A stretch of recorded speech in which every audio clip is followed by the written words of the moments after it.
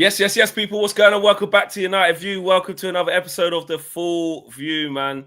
We've been meaning to just get this show back up on track, and we have first one of the new year, I believe. So big up to each and every single one of you. Shout out to Marcel, shout out to Cam, shout out to Kenny, and a big shout out to Rukia. He's making her debut as well. So big up to Rukia. I'm sure you guys will make her feel welcome in the community. We've got loads to get through. Marcus Rashford, we've got to start there. We've got to talk about a lot of clubs that are in for him. Where's he going to end up? How's everyone feeling about it? There's a lot of talk on the net. There's a lot of scaremongering going on. There's people putting up posts saying, if you think Rashford's the problem, give your head a wobble. You're not a real United fan. There's people saying, get this guy out. Why is it taking so long? How many people even want him? Why is it? There's so much going on. There's so much going on. And of course, we've got the small case of going to the Emirates tomorrow in the FA Cup third round as well. So yes, big up to each and every single one of you, man. Kato says, great to see Flex back on the United View. Yeah, big up to you. Owen's been holding down the fort for most of that's what I needed to do. Shout out Owen in the back, just doing what Owen does well. I was thinking something's missing. I couldn't put my finger on what it was. So yeah, big up to Owen holding down the fort. I've been at Sky during the week, but yes. Nessie says, big up to the panel, UV fam. Marion says, big up everyone. And Duclon says, big up people as well. So yeah, get involved in the chat, get your super chats in, get your chats in, and we're going to come and find out what you guys are saying. Rukia, you know what? When it's debut time, like they say, your first few minutes, you want a nice touch of the ball, get feel for the ball, you know? Yeah, you want to get that first one. Yeah, so I'm not putting touches. you on the spot, so we're going to come straight to you.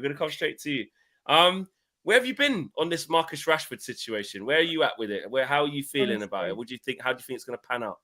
Where haven't I been with this Marcus Rashford situation? Honestly, my head's 1 minute it's there, 1 minute it's there. But I've always loved Rashford, right? Like I want him to stay, and it's gonna be really upsetting for me to see him go. But I think it's now or never for Rashford. I think he has to go, whether that's in January or in the summer.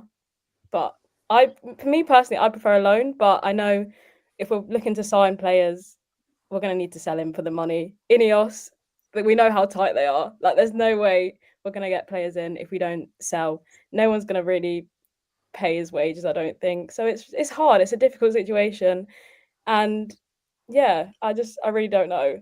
You see when you was like, it's really basically uncomfortable for you. Like you're in the camp of like, I really like Rashford. I don't want this to happen. Yeah. Why do you think we've arrived here? Then do you think he has taken his eye off the ball and he's only got himself to blame? Do you see that the club has failed him, the managers have failed him, the systems? How do you think we've arrived here? I don't know. I think Rashford's a player that it seems like distractions get to him. Like sometimes you can see he's not very like focused on his football, but I do think like the media and everyone kind of hype, like they make that so much worse than what it is. Like it's always constantly him that we hear talk about it in the media and everything. So I don't know. It's obviously he had the chance to prove himself. Like Amorim dropped him for the City game. He could have came back, but he didn't. He done the interview, and it's just I don't think he's making it any better for himself. So yeah, it's a difficult one. I really don't know. Yeah. He's definitely didn't make it better with that. Cam, no. I know you never mix your words and stuff like that, but what are you saying with this Rashford thing? I mean, there's a lot of clubs interested, and Fabrizio Romano, just to sort of clear up, you know, what has been going on, because I think online it's almost like, well, all of the clubs have been mentioned as a new club every minute, and it's like who is interested in Rashford? What is actually, you know, the real situation? And Fabrizio Romano has rubbished a lot of them and said, you know, Como are not in negotiations. Talks are ongoing with, there's no talks with Monaco, but Barcelona, AC Milan, Juventus, and Dortmund all had meetings with Rashford's camp. So that is real. That's not a scaremongering or PR exercise. Like, these guys are interested in Rashford. But no one's coming forward with any money. It's a loan. People aren't sure.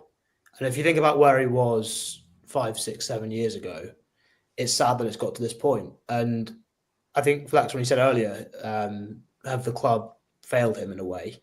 Yes, they have. If he'd come through in a time when he had serious, proper leaders in the first team, it wouldn't have turned out like this. But The reality is the environment's not been good enough. He's been sort of thrust into the limelight way too early. And even now, I don't see him as the sort of character that's meant to be the star player at Man United or Madrid or Barcelona. He's not got that sort of personality.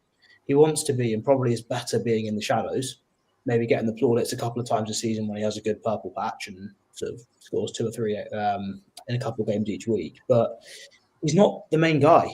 And I don't see that ever changing. I think the point it's got to at United now is it's too toxic, far too toxic. And got too comfortable, and nothing he does is going to really change. Every little setback for him is a massive, massive blow, and he goes back into his shell, retreats, and the same thing keeps happening. So, yeah, it's time to move on. Even though it's sad and it would have been nice for it to turn out differently, he needs to move on and find a new environment, get pushed out of his comfort zone. It might work, it might not.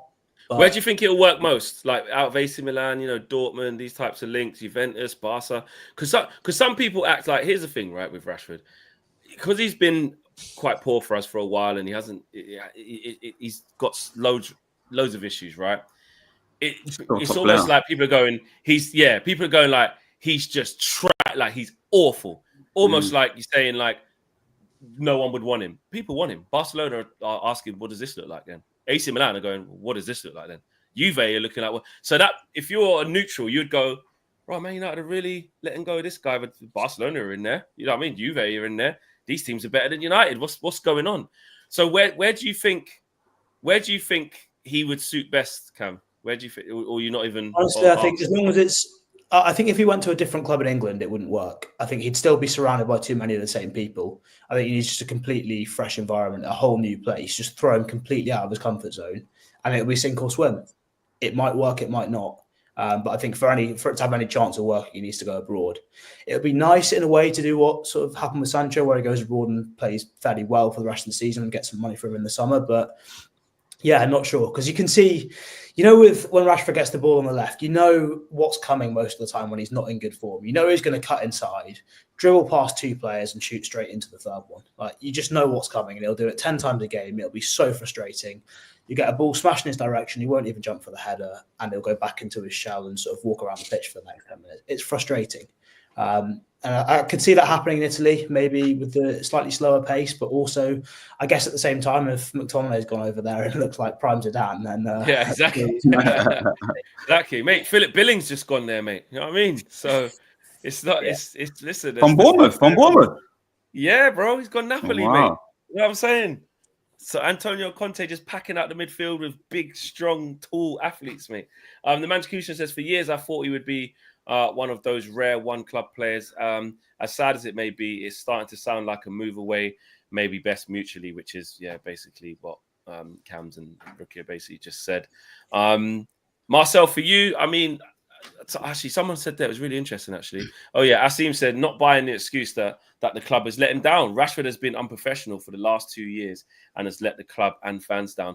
Marcel, what are you saying? Because I know you've always been a big fan of Rashford. Yeah. But I think similar to Rukia, I feel like this will hit you as well, where you're like, I'm not enjoying this.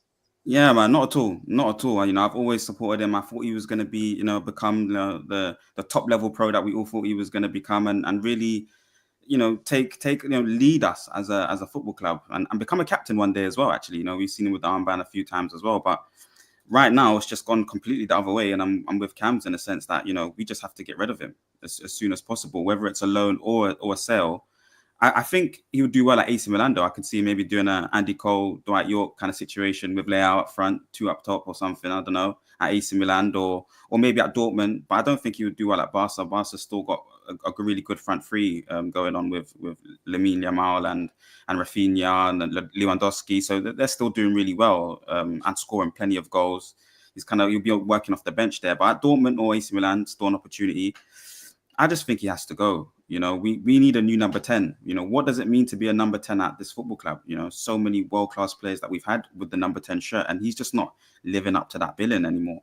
So he has to get moved on. Anything for 45 million plus, I would be happy to take that right now because we need the money. So it's sad to say, though. It really is, because, when he's on fire, he's one of the best players in the world. It's simply that for me. So it's just annoying that that's the situation we're in. But there's a few players that need to go as well, actually, in this window. This window's such an important window for us. Ineos have really got to have, a deep look at themselves because, Rashford, Casemiro, Anthony. It's only 11 days have gone past already and nothing's been done. Nothing concrete has happened, like what Cam's really saying. So I'm worried. It's because of the money situation, though, isn't it? Like Cam touched on it. I was going to come in actually because it's like, well, no one's coming with any money yet. They're all loans because no one can afford him. Like no one can afford to get Marcus Rashford in January for £40 million here now and take his wages. It's just not feasible now. People don't have them sorts of budgets. The only people who do have them type of budgets is a Real Madrid, is a Bayern Munich, and is Saudi. And as far as we know, they ain't options for Rashford. So I feel like it was always going to be this with the loan situation. Same with Jadon Sancho. This time last year, Jadon Sancho was the same thing. Yeah. Dortmund couldn't afford to buy him. They took a loan with no obligation and just said, "Oh, he's one of us. We'll just have him back." They couldn't even afford to get him at the end of the loan. Gone Chelsea. So I think I'm not surprised that we're not seeing like a really quick conclusion to this. I always looked at this and thought, this is going to be tough to get Rashford out of the building in January. Very tough. And we're going to have to be creative with how we do it. It's got to be a loan with probably no obligation, or maybe an obligation, who knows? But it has to be a loan. It was never going to be permanent in this window. And also for us spending money, it's like Rashford is the domino. It kind of needs to fall. Or Casemiro is the domino to get another midfielder. Or it's one in, one out. We've got no money. We are struggling with PSR. Like, we have to remember that. Kenny, what say you? What say you on this Marcus Rashford situation? Do you think there'll be a conclusion? Do you think someone's gonna, put that offer down? Now his agents have been speaking to different clubs to see what the conditions are. Do you think it's just a matter of time? It's bound to be a matter of time. I just think it's very sad. I think the lad's a victim of his generation, if I'm being honest. When I look at Marcus Rashford, I put him in the same category as a Lingard and a Pogba, where he was of that ilk, where he was around them, and they were seen as, we all know they were unprofessional, particularly Pogba or whatever, and them were the people that he would have looked up to as a young lad. So I think the lad is definitely a victim of his generation. What we've got to remember as Manchester United fans is, I'm sure somebody will correct me if I'm wrong, but I think that Marcus Rashford is the 13th leading goal scorer in Manchester United's history. So that's crazy. It's exactly. That's not a rubbish player then, is it? Exactly. We know he's not. We know what this lad is capable of. And I think Ten Hag kind of got it wrong with him. I think if Ten Hag had been a little bit more stronger with him, like Amaran's been, I think we might have had a chance. But I think he's just turned against the club, sadly. I think he's turned against football in many ways because he never seems that interested. And I just think it's really, really sad for Marcus Rashford as a person. We'll get over it. We'll get another player in. We'll get this. And the lad will, he'll not be setting his alarm clock to go to work tomorrow, will they? Do you know what I mean? And he'll not be claiming working tax family's creditor, worrying about his gas or electric bill. We all know that. No, he'd be fine. He'd be fine in that department. He'd be fine in that department. But at the end of the day, he's a young man. He's a young man, 27, 26, 27. What we've got, nobody mentions it anymore. Nobody mentions it. This lad was a hero during COVID times of what he was doing with regards to what he did for those people a lot less worse off than himself. And that doesn't seem to... That's forgotten about. It's forgotten about. And I'm not saying it's nothing to do with football, but it's about the person. The lad didn't need to do that. So it tells you that's as much, to me, about what the type of the lad is. He's just a victim. I think he's a victim. I honestly think he's a victim. I think that no matter what he does, as soon as he steps out of his door, he gets it. I look at players like Grealish or whatever, £100 million. It's no better or worse than Marcus Rashford. And he doesn't fill an inch of columns. He doesn't fill any newspapers. Marcus Rashford buys a new pair of shoes or goes to Dublin or whatever, and it's all over the paper. Like I said, the lads, I think he's a victim. And I think I don't think we'll be selling him for a million reasons. We all know what the reasons are. I think there's a slight glimmer of hope. That if he can go to somewhere like a Dortmund till the end of the season or whatever, and reignite his love for football, we may get a new Marcus Rashford back next year. And I would happily take that. I will take Marcus Rashford now next year, right? Than Kyle Morley from PSG, who's played twice for PSG and been substituted 8 times, and we're raving about him as though this guy's going to be the answer. I'm sorry. Yeah, no, I'm definitely not doing that. Yeah, I don't think he is at all. Yeah. But people are, and it could be. But basically, the shiny new toy, Ken. Is that what you're saying? Yeah, exactly. Do you know so you're saying you'd rather persist with Rashford, who we've seen for many a year? No, let Rashford go. Let Rashford go on loan. Let the lad have a break. Give the lad a break from Manchester United. Let him go to a Dortmund, right? Let him go to wherever, right? And then let him come back next year. So you're saying you want to persist with Rashford? I do. I think what he's doing. Listen, who's the better footballer? Who is the better footballer? Marcus Rashford or Kyle Morley? Who is the better footballer? Rashford. Yeah, Rashford, right. Your only option I'm seeing, you're not getting Osherman. Forget that. We're deluded. You're getting somebody that PSG don't want, that they paid 90 million for, and they've played him twice, and it's come off the bench 8 times. But is it less about the Kolo Muani situation, Kenny? And everyone, feel free to chip in on this.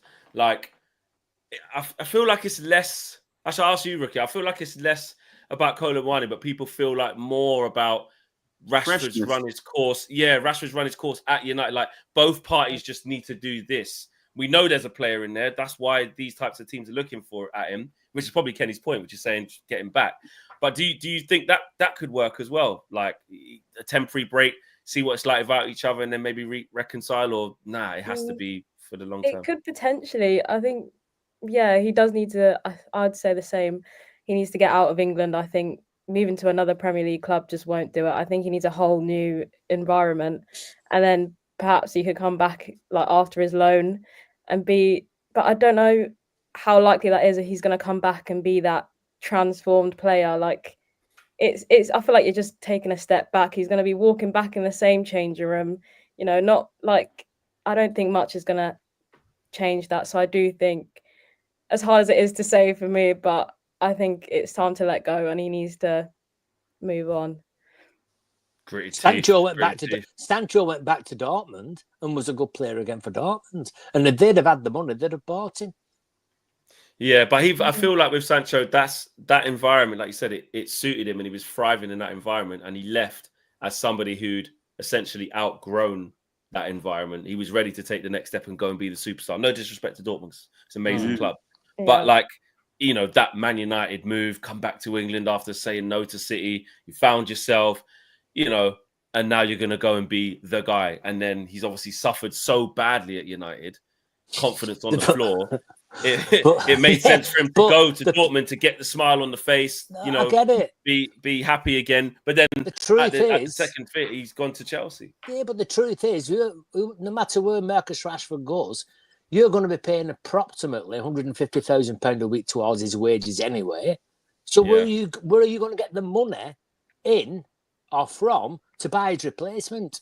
Because it's because it's short term till the summer, Kenny. That he will go he will go on a permanent in the summer. Right now, with where we are with PSR and where Rashford is with his wages and the lack of suitors in Europe who can actually come in and buy him, the same as Jadon Sancho last year, we have to get a loan and for him to go out. And I think we should be looking at a short-term loan until the summer. Because also what I don't want us to do, Kenny, is go and buy someone to replace Rashford now. That isn't even really the target. We have to remember our bigger thing here. Rashford is one thing and that hurts. But like, we're trying to undo the shit that has been here from the Glazers and the shit decisions since Ineos have come here, right? And I don't want Ineos following suit and going, I'll tell you what, we are 13th in the league. Probably wouldn't have gone for this guy, but let's buy Kolo Muani, give him a 4-year deal. If that's not what we're trying to do, which I can't. We don't even have money to. But I'm just saying, like, that's why it suits us to. If Muani came in, I don't rate him like that. I don't think he's the answer. But if it was a body or somebody who basically, in a essence, wants to be here until until the summer, we might have to look at that or somebody, because if Rashford leaves, he needs replacing. If Kolo Muani starts scoring goals, Flex, are we not all going to be saying, listen, we might as well sign him?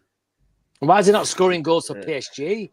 If he's that good? But then one man's treasure is another man's treasure. Difficult time, Ken. He's had a difficult I time know, right now come on. at PSG. We're But talking frankly, about In Very Germany before that, he goals. was amazing. In Germany was before that, bagging he was brilliant. Yeah, He was Very brilliant. Vegas was amazing. Same as Dembele, isn't he? He just does everything great until he has to have a shot, and then good luck. It doesn't look. I've watched him. Lord, I'm not impressed. I'm not impressed. I don't think he's the answer. But listen, he was highly tipped to Germany. He's gone to PSG for like 90 odd mil. It clearly didn't work. We just got Ugarte from PSG. That's the one man's trash is another man's treasure. Now we're going. God, if Ugarte's not playing, I ain't even watching. Like now we're on that vibe. Do you know what I mean? So I'm not. It's less about like the fact that they want to get rid of him. It's more the fact that I just feel like he actually isn't what we need. But Cam, what are you trying to see us get in this transfer window? There's the links to in this Nasio I saw today, which surprises me as well because we don't need another centre half. I don't get that one. But what do you think we can get, and what do you want us to be getting? I think first thing, I wouldn't actually replace Rashford if he goes. I don't think it's that. No Mason Mount for ages. Probably not ever. I'm not the biggest fan of Xerxes at the moment either, but exactly. I'd rather just stick with what we got and let them build, let them get better. Like Garnacho, for example, if he wants to be part of this team long term, he's going to have to play in, well, maybe you could argue a wing back, but probably in one of the 10 roles. The more game time he gets between now and the end of the season, the better he's going to be. And we can have another look in the summer to see, okay, he's had 6 months to develop. Is he going to be what we want him to be? And if not, then we can sell him to Atletico for a good fee or Barcelona or somewhere. I'd rather just give some of the other lads some game time and see how it goes. I don't think it's that. I don't think we're that desperate that we need to replace him straight away. I'd rather get an extra midfielder in and get rid of Casemiro as well. Because Casemiro, your arch enemy. Guy, Casemiro. Saudi, we need Saudi. We've got to pray for Saudi, bro. That's the only way. That's the only way. Saudi, apparently, you know what I mean? Ronaldo's saying, I want him with me, co-signing it. Agent Ronaldo, cool. Come and sit, please. Just because Saudi's the only people that can come take Casemiro. That's it. Yeah, no one else. So, and if he leaves, we do need Marcel, a lot of people talking about wing backs. Are you trying That's to see the key position, bro? That's the key position. Wing backs is the key position in this team. They do so much of the work on both sides of the pitch. They're basically, making the team kind of like stretched further out wide, supporting in the, the final third, helping in the defensive part as well. And we're operating really well against the big six teams in a mid-low block kind of thing. Against the top six teams, Liverpool, Arsenal, City, we've played really well, but we needed more cutting-edge players or top world-class players in those two wing-back areas to really affect both boxes. And that's what I would focus on. So it's interesting that Cam says that, maybe keep some of the money and then use it in the wing-back, in the wing-back areas, and maybe a new midfielder for True as well, because Eriksen, for the characteristics required to play in the Ruben system, he doesn't have it. You need energy in that midfield, and you're playing in a double pivot, Casemiro as well, and then you're looking for experience, and you can't really look to Toby Collier right now for that. So we need another player in there. But I would see Bruno as as an 8 for me. So that's the only thing. I would definitely still go and look for another 10 as well. So there's a lot for them that they need to do, Ineos. And for me, if they don't do anything, we will sink. We've got, I think, including tomorrow's game, 6 more fixtures in January alone.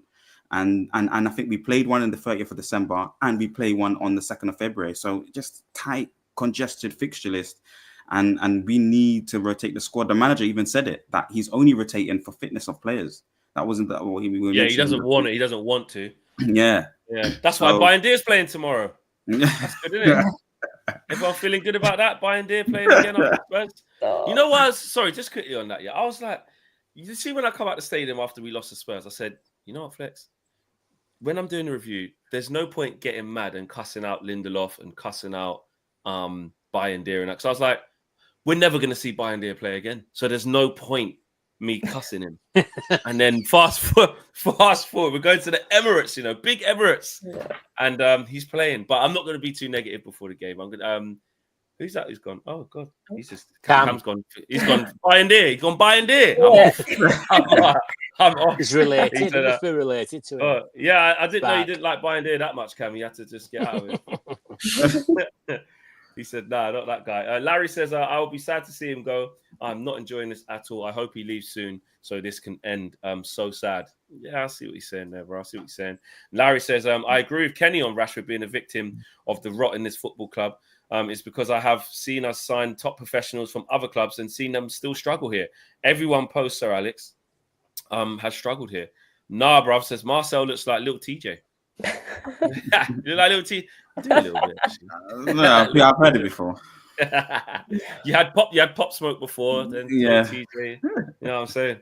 Zakowski says we can forget about Kvaratskhelia because he's going to go PSG. Yep, absolutely. Osimhen for Rashford is a hard move to make.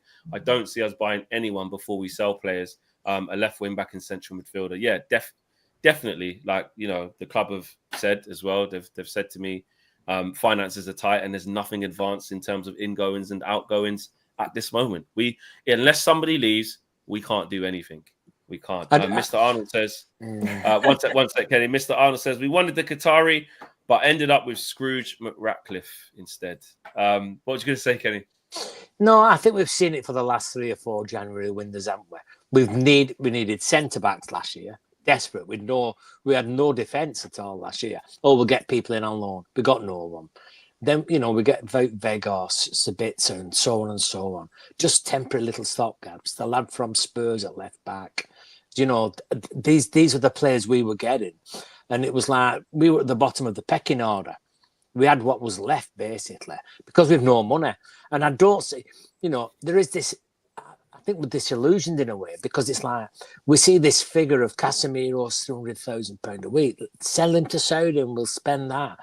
Get rid of Rashford, get rid of Anthony. We've not mentioned Anthony yet. He's the only player we haven't sold, by the way, tonight. Do you know what I mean? We've sold 4 or 5 players already. We're not bringing anybody in because there's no money. So personally, I think we'll limp to the end of the season. I think we will limp to the end of the season. I think the cuts that have been made structurally, you know, when Ineos came in last year, everything was positive. Everything was positive. The fans collectively said, we need a structure. We need a technical director. We need a chief executive. We need the structure. They give us the structure. And then within 6 months, we've had no positives because everything's become a negative, whether it's the price of tickets, bonuses, taking things, dismissing staff at the club, etc., etc., etc. The harsh reality is they've now looked at it. They've looked at that bottom line and said, the bottom line says we have no money. We cannot spend. And exactly. I genuinely believe that if we do get a player in, right, it will have to be at the bereft of a Rashford going or whatever. And if we save £100,000, you might get £40,000 of that as wages every week, and it'll be at that level. It will be at that. It will be a makeshift till the end of the season. We know for a fact. I don't care who you bring in. You can bring George Best back if you want. We ain't getting in the top 4. Do you know that? No, we're not. No, we ain't. We're not. We ain't. No, right? How many points are we off it? He's not up again him. He's not up again him. See, this is when you're going to start doing the maths, bro. You're going to start doing the maths. No. I'm just asking. I think it's like your social media set a lot as you start going on about 4 players again. But we're being realistic, aren't we? We're being realistic. The best we can hope for is the Europa. If we win the Europa Cup, that would be fantastic. What a season. That then gives us an additional £80 million for Champions League money next year. That is phenomenal. That's the only way we're going to get it.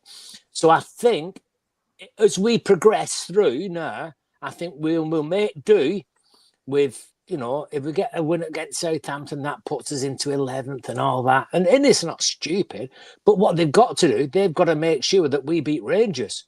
That's what we've got to do. We've got to beat Rangers. We've got to get in that top qualifying position. And so we're not playing as many games. And then, let's be realistic. A fully fit Manchester United current squad should get to the final at least of the Europa League. Should at least get to the final. Now, if you win that... I don't know, mate. They're criminals, we've seen what they're capable of. We've seen exactly. That's what I'm saying. We've seen what they're capable against Liverpool. We've seen what they're capable of. I'm not saying what they can do, And what with the the potential improvement as keeper. well, if they keep working under Amorim, more time on the training field. Exactly. Basically, do you know what it is, right? And this is kind of going into the Arsenal game now. I'm reluctant to invest yet into change because one game against Liverpool where they showed a bit, they surprised me, they shocked all of us, right? I need to see a body of work at that level. That's what I need to see first before I start saying like we can do this maybe. Because to me, I'm saying we're still the same team until I see something different. And the capitulations, the lack of concentration. Yes, it is a positive coincidence that we had a full week of training and that's what we did. So hopefully another week of training for prep and more work. But I don't know, man. I still can't see it. Someone said something quite interesting I wanted to bring up to you guys as well. Where is it? Oh, yeah. Kato says, eager to see the UV panel about Bayern starting, especially flex. I think there'll be more surprises in the starting 11 than Bayern starting. So I've said my piece on the Bayern thing. For you, Rukia, how do you think there could be some more changes to the team, not just Bayern, even though Ruben's saying, I do want to play the strongest team, it's only because of rotation I've had to change it. Yeah, I do think he's going to make a few more changes just because of, like you said, the fixture list is very congested. And I hope Bayern can prove himself, especially from that Spurs game. I mean, we all know how bad that was, but hopefully, yeah, we can see a different side to him. In terms of who else is going to be in the squad, I don't know who. Maybe we could see a few youngsters, perhaps, ones we've not seen before, but I don't know. It really depends. I mean, Arsenal. Like, I'm trying to just go there and just like we've had a week to prepare. And he did say in the press conference, to be fair, he said, Cam, that we want to go with our best team. We're trying to win this game. I'm not holding players back for the midweek game we play. Because also, I liked what he said. It goes, the feeling you can get from winning a game like this, he said, can actually help you cope with the demands physically for the next game, just because you're basically on a high, which is true. Like, we need to just, against Arsenal, I'm like, we got one strength, mate. We ain't got different strengths. Like, we'll go second strength first. So play everyone who's there. And then he tells me he's playing Bayern. But for you, what type of team are you trying to see, Cam? I think it'll be a strongest team. Pretty similar to what we had last week. I'd be surprised if there's many changes. I worry about Bayern. He looks... yeah. And the thing is, we can worry about Onana in most games as well. But Bayern is another I'm not... Better. I don't think our keeping department's the best it's ever been, put it that way. It's... I would defend it from set pieces. It's terrible. Yeah. You're against the best. You're against the best tomorrow. But they don't have Saka's delivery, do they?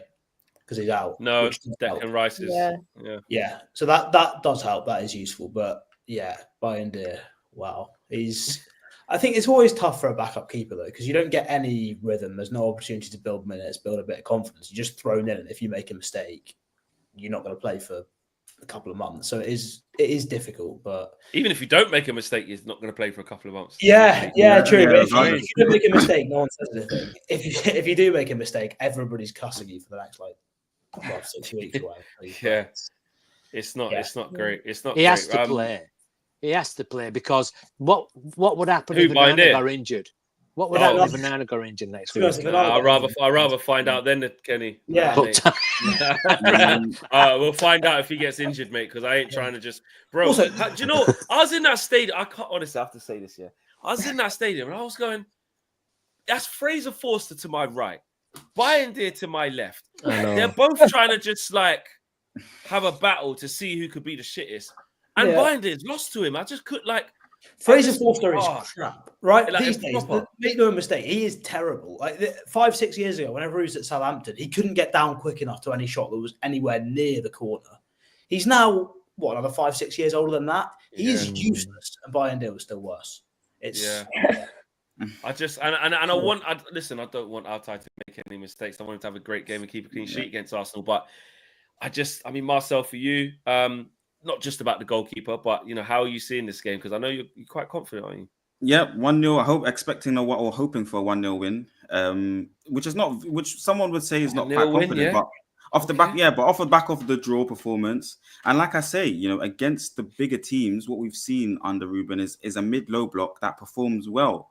In terms of surprises, going on to to what the chat was talking about, I want to see Ahmad at right wing back. I think we play our best football with Ahmad at right wing back, even though I think he's a 10 and I really like to see him in the 10 position. But with the squad that is available to Ruben right now, Ahmad at right wing back is a really, really good look for the team and the balance of the team. Mazwari has to play. Delo also maybe, if the only place he can really play right now is maybe at the left wing back role, because I think he played really well there. But let's see what happens. I'm expecting a tight fixture where it's going to be end to end, but we have a chance to get at them. I think they played midweek, whereas we've had a week's rest and a week's training, so there's a bit of freshness there. They're there to get got at. So yeah, for me that's the biggest thing there. Yeah, if we can just believe in ourselves, we could literally put them into crisis. Do you understand what will happen if they lose to us in this little period after losing to Newcastle, drawing to Brighton? They're going to lose their minds, and we have to be there for that. We could, if they're teetering on the edge after the Newcastle thing, going out to a shit Man United team at home, it would just be, the Arsenal fans' reactions alone. If we can if we can achieve what we achieved at Anfield last week, we can achieve that in any football stadium. Absolutely, but and you know what, Ken? It's the belief that's why I'm reluctant to, because I'm like, exactly what you just said, guys. You just perform like that at Anfield. If you play anywhere near like that, by the very least, you're giving Arsenal a shoot at a game where they might shit the bed.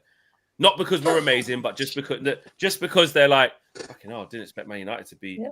They already are. I'm hearing Arsenal fans with their excuses, all these injuries they've got apparently. Like, I fancy a draw. We can do it. I fancy a draw over 90 minutes. I do. And then what? Win on pens? Well, I don't know. If we get a draw at 90 minutes, I'll start there. I'll start this 90 minutes. It's the set pieces. The game at 90 minutes. The set pieces we have to be wary for. Exactly. Yeah. No, I agree. Turkish asked me on the box-to-box figure. He was like, "What out of our attackers or out of Arsenal, who are you most scared of scoring?" Like I said, Gabriel Magalhaes, because in this moment, Havertz, like, it's calm. Like, Harry Maguire will sort him out. Yeah. Martinelli, even in the last game, Dalot had him up. Like, and De Ligt was right centre back. They had him up. No who's Saka going to play on the right side? No Saka this time. So, and even Malacia have done a number on him in the last game. But whether they put Trossard in on one side, whatever, that's not, Martinelli. That's not the main worry for me. Obviously, Odegaard, you always got to, but because he's the 10%, but he's not. He hasn't been great though. Exactly, he's not a killer in front of goal. We say now. But it's that we could have the perfect game plan, be doing really well halftime like we was 0-0, and then bang, Gabriel back post corner. You know what I mean? Timber, Saliba, and that's what worries me. Eminem says, "Big up UV. It sucks it's ending like this. Right for Rashi to leave. Though the way the media and some fan channels, we know who, treated him is despicable." And DJ Talk says, "I think Ahmad sticks out for me. However, I need to see a plan B for when Ahmad gets marked out of the games." Big up to the panel. Yeah, I mean, Newcastle did that. They have 3-4 guys around Ahmad when they destroyed us. It wasn't easy at all. Make sure you guys smash a like on the video as well. We're at 250 likes. I haven't even really been pushing, but we've got over 1,200 people watching, which is dope. So let's get to 500 likes, guys. Let's double that. And earlier on, just in case you've been joining later on, some people politely saying, "Who is the new lady? Who is that lady? We don't know her name." That is Rukia. So she's making her debut today. Yeah, just give him a good who's the lady? And why doesn't Bruno? Ridwan says, "Why doesn't Bruno do them corners? Aim for the keeper's follicles." Look, we have to develop something. I just think whether it's obviously open play, set pieces, we have to believe that we can go there and win. And I love when Amarim was saying we have to be more creative with the ball, more aggressive with the ball. Like, we did well, but we didn't attack well. We didn't really believe that we could go and do something. For you, Marcel, what is it? Just about belief? Is it just about, actually trusting in that we can actually take the game to these lot? It's definitely about belief. It's about how the team kind of, work together and connect kind of the midfield area and the front line, because, we haven't seen a lot of of play towards the main man, basically the striker. You know, we can't seem to get Xerxes into games, and he's kind of strapped for confidence. And then same with Højlund, he's making all these runs, but it's like he's either doing it at the wrong time and then the cross comes in, or he just does it and he's been marked. And then his back to goal game as well has not been brilliant. The ball doesn't stick with him. So there's an element of the we need to believe in the system, but the players within the system, their characteristics, I don't think are good enough for us really to get a lot of dividend from it right now. And of course, when the team's mentality it just drops once we concede. Well, go on, Kenny. I honestly felt last week was probably the first time that I've really enjoyed watching the Amarin system, if I'm being honest. And the thing I liked about it was our three centre-backs stepping up. So our three centre-backs every time would step up into the midfield. So we outnumbered Liverpool in midfield, not because our more midfielders in, because the likes of De Ligt and Martinez were coming in for the ball. So they couldn't go anywhere.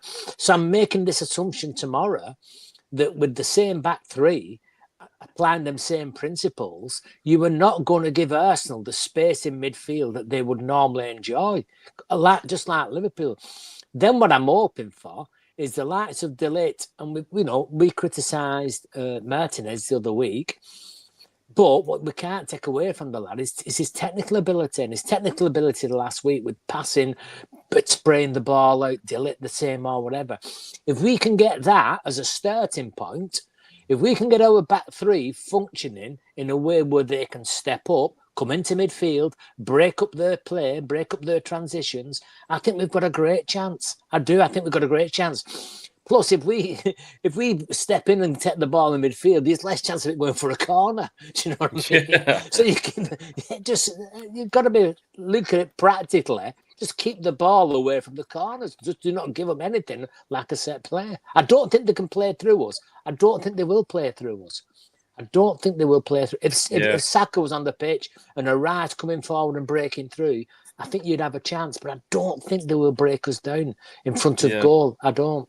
And Rice is another one. Obviously, we've got to look out for. Just some interesting comments though since we've been live from Zlatan, because obviously he's got an advisory role at AC Milan now, so he's part of the setup of they've got new owners and that, new American owners. But Zlatan on Marcus Rashford, he said, I know Rashford very well. I played with him when he was young. Now he's a grown up and he's done great things at United.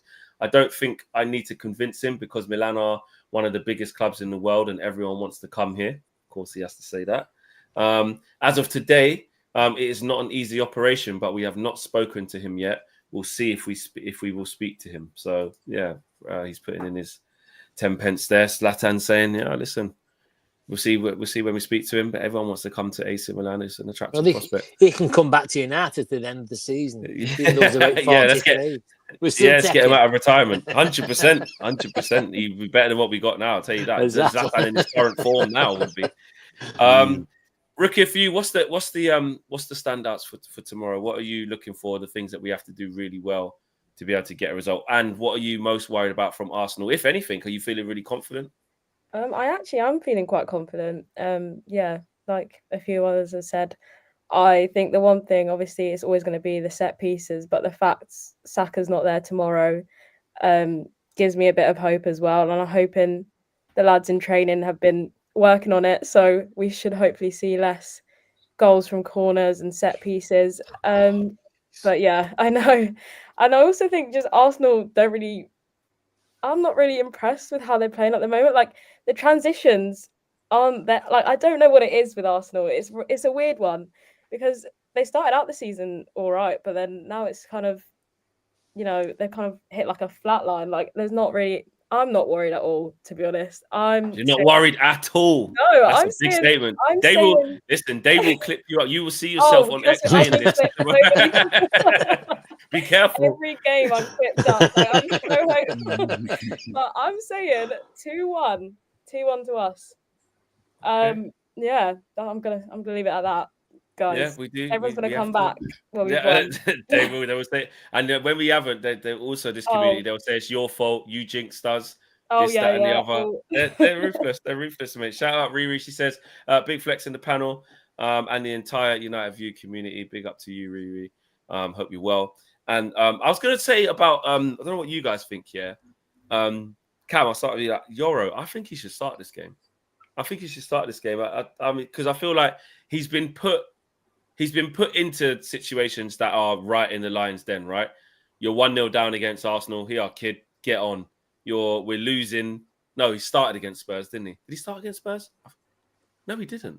Did he start against Spurs? No, he did start against Spurs. I'm sure he did. But, that's a tough away game. I think he started against Spurs. Brought on at what? 2-1 down against Liverpool, I want to say. I think he was brought on then. So in this, we've kept him back. We haven't started him in loads of games. Played him against Forest. Poor lad had to deal with Chris Wood. Welcome to the Premier League. But I feel like he can start this one. I'd probably take out De Ligt and keep Maguire in the centre half, or De Ligt can stay there and take Maguire, whichever one. But I'd keep Martinez left centre back. Not really fussed about the centre back, and I'd put Yoro in right centre back and keep Mazraoui right wing back. But Marcel, you were saying you want Ahmad right wing back, don't it? Yeah. But you've gone Ahmad with in 10 against Arsenal. But you've gone with Martinez as left-sided centre back, and Yoro right-sided centre back, and we have an issue with the set pieces.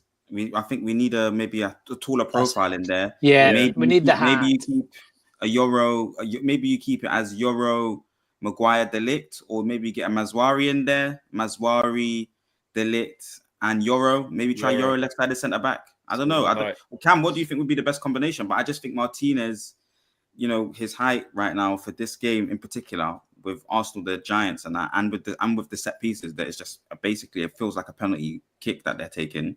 I think we just need to ensure that it's man for man. You follow your man throughout the whole play, not the zonal, and that we at least have the height there as well. Realistically, it is going to be zonal, isn't it? They're not going to change the system for this. And if it's zonal, then we need at least a few that are just dominant. And Yoro he's been brilliant at a lot of things so far, but in the air he's just not quite there, which is weird for someone that's 6'4". But he's still quite slight though, isn't it? He's quite skinny. Yeah, I think he just doesn't quite jump at the right time, sort of meet the ball at the highest point, all that sort of stuff yet, but he'll get there in time. What I can't understand, I'll just play the kid. I'll play. What I can't understand about, and particularly in this game tomorrow, we're going to have trouble with the centre backs at corners, right? And what will happen is we will defend with 11 people in the box. We will have nobody outside the box. Right now, you've got Martinez, who's about 4'7". You've got Ahmad, who's 3'6". Right, you've got Bruno's about the same. Why are they not outside the box? Taking players out of the box because that relies on Bayern going to catch the ball. I'll tell you what. When you have 22 players inside the 6-yard box, apart from the Arsenal goalkeeper, that's what happens at corners. But if you take 2 players out the box, they've got to take 3. They've got to take defenders out the box. I do see what you mean. Do you understand the principle? Yeah, one team tried that though, and it worked. Yeah, they did. Was it not Wolves? Not Wolves. It was. Was it Ipswich? No. Yeah, I can't remember. But Shakhtar, what I'm saying is, someone you were did asking that. for trouble. We know the zonal marking system doesn't work. We know it doesn't work. We're going to have 7 people inside that box tomorrow, that little 6-yard box. They're going to run at us into that box with 7 people, right? You take your smallest players out. You take your Martinez, your Ahmad, or whatever. Ahmad's got the pace. You put them, right? Don't put them on the halfway line. Put them near the halfway line. You have got to take 3 or 4 players out of that box. Yeah, because Arsenal have to. You always have to have one more than what people leave up. All of a sudden, we are giving our goalkeeper more space. We're giving our goalkeeper more space because what he's not doing, he's not going to be jumping into 15, 20 people in the box because that's invariably what's been happening. So you're going to take at least 6 or 7. You're going to take 6 or 7 people outside of that box. You give your goalkeeper a better chance of making a jump. Currently, the way that we defend and the way that they attack on corners, there's nobody coming out of that box. Everybody's going to be on him. There's going to be 2 or 3 players in on Bindia tomorrow. And it'd be interesting to see if we are any better from it because, Ruben Amorim spoke again specifically about that. Said, obviously, we know what they're like from set piece. We've had longer to work on it this time. And when we got done by it last time, I think he said we only had like one day to even talk about that, and that was just like walking pace. We couldn't even work on it. So having gone there early December, you know, felt the wrath of the corners. Every time that ball went over the corner kick, I was just gasping for air. I was just like, nah, please. But They if just we look can dangerous see from that, every Flex, single one. Yeah, if we course, can they've see got that, to why see it. can't they see that?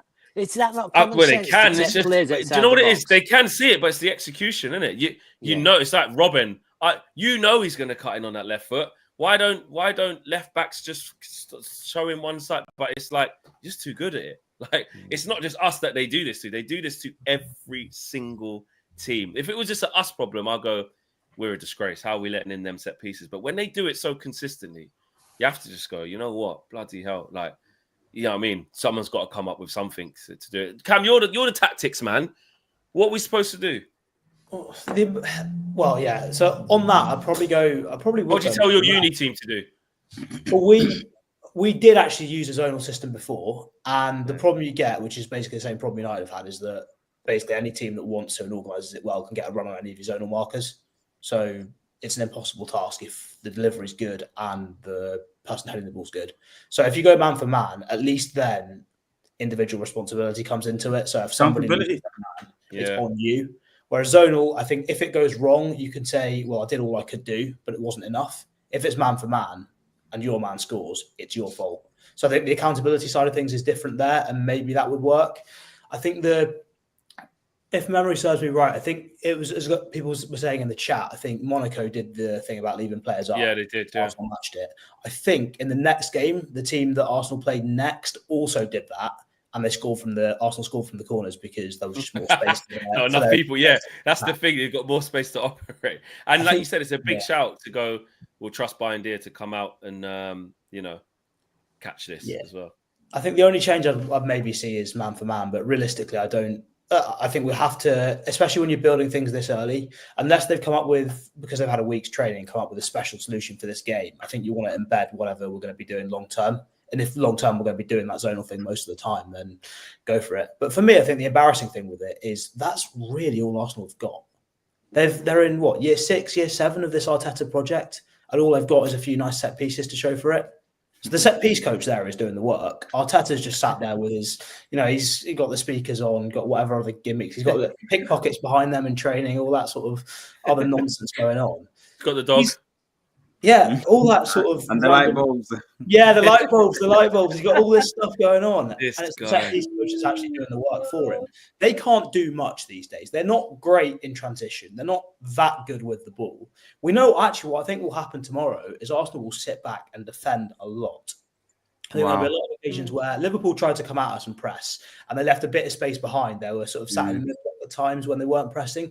Arsenal will sit on the edge of their box and just rely on Rice and the centre-backs to just win everything and rely on the fact that we probably can't break down a low block yet.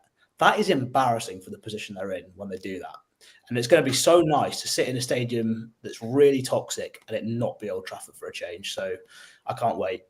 I want to see the Arsenal fans turn on the manager because it's about time. That won't happen. I'm hoping it doesn't. Have you not seen it since Newcastle, mate? It's already happened. Yeah, it's coming. Yeah, I'll send you a couple of clips, mate. You turn on the manager. Ask Yardman what he thinks about the manager.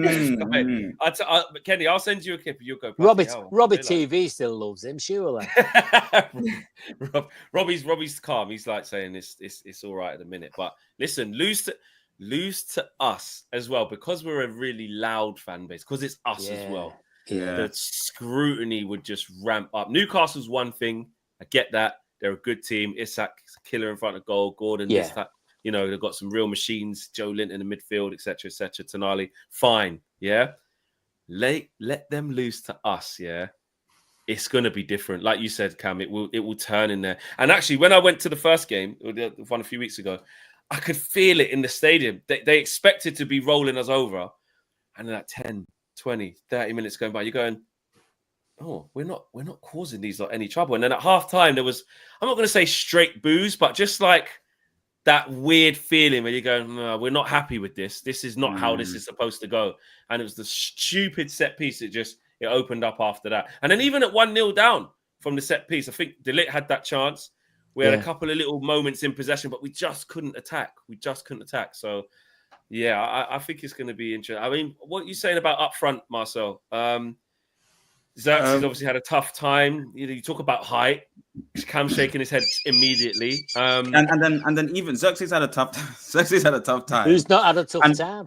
And and then Højlund, even him. And we're talking about height for defending the box. Yeah. We're talking about height for defending the box. He's been at fault for a couple of the corners, and set pieces. He's been in the box, zonal marking, and he's the one that should be following the runner that's coming in, and he's missed the header or mistimed it.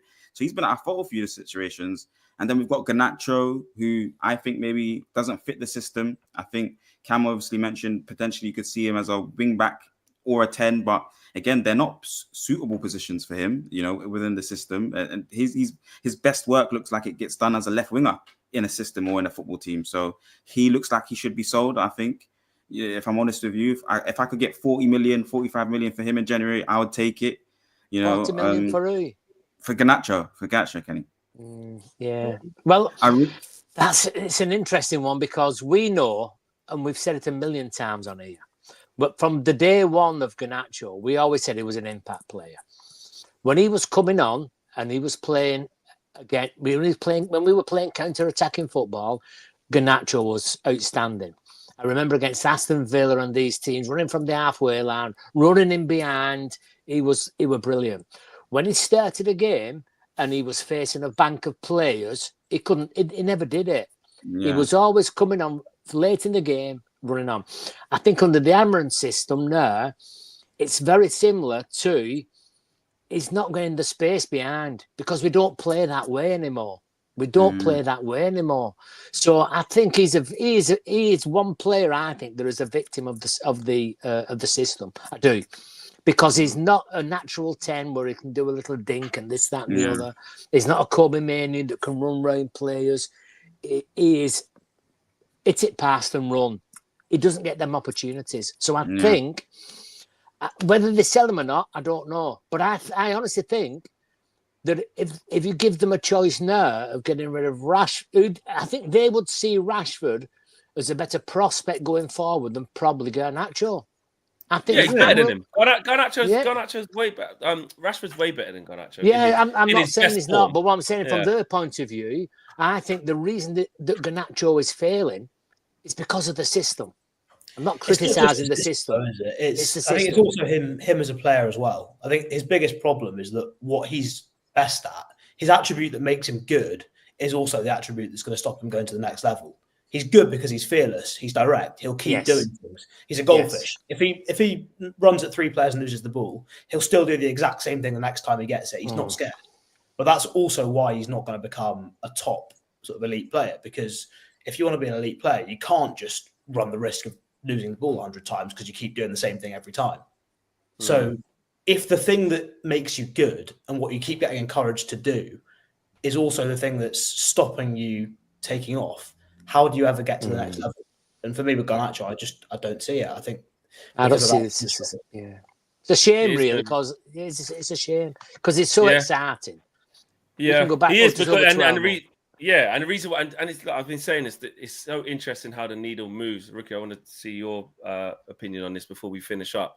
Like, if you rewind a year ago to what Garnacho's doing, because he's broken to a team that's awful, and well, we still are awful. Because senior pros weren't doing their jobs. Anthony was away with the Fairies. Sancho was exiled. Rashford's not playing well. I remember Garnacho coming in and we go, right, this kid's a left winger. Yeah. But there was no one on the right because it was injuries. So we went, Rashford, you just got to go out there. You're the senior guy. Let's leave the kid on the left. And after like 2 or 3 games, Eric went, well, Rashford's never playing on the right again. Can't have that. And Garnacho just had to go out there and play game after game. We had like 33 starts in a row. And we were like, unsellable. It's a great kid. But then you fast forward to, there's a new manager, there's a new system. Does he suit an inside 10? He's had a bit of a disciplinary problem.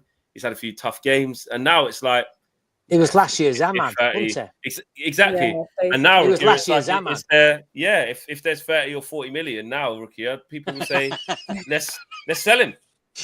Oh. I'm not so sure about selling him just yet. But yeah, no, it is. I wouldn't have pictured it going like this for Garnacho right now. This panel will sell anybody.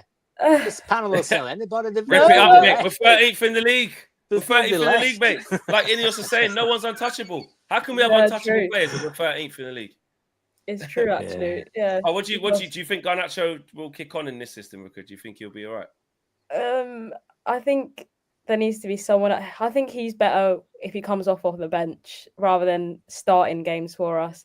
You know, like if we need like tired legs, he can come on and run up players, and hopefully we can see him back to his old form. But yeah, I don't think he should be going just yet. I just hope he can find his form again. Yeah, it's quite sad. Like against Liverpool as well, because that's Yeah. come on, that's Exactly. Cut back. Ahmed that was him. scores. He did it against City off the bench at home as well. The last time we beat them, come off the bench, ran at Kyle Walker and Ake. They're like, bloody hell, this kid come off the bench of the Community Shield, scored like against City. So that probably is where he's at. So you keep your 40 million, Marcel. It's going nowhere. No, I don't, mate.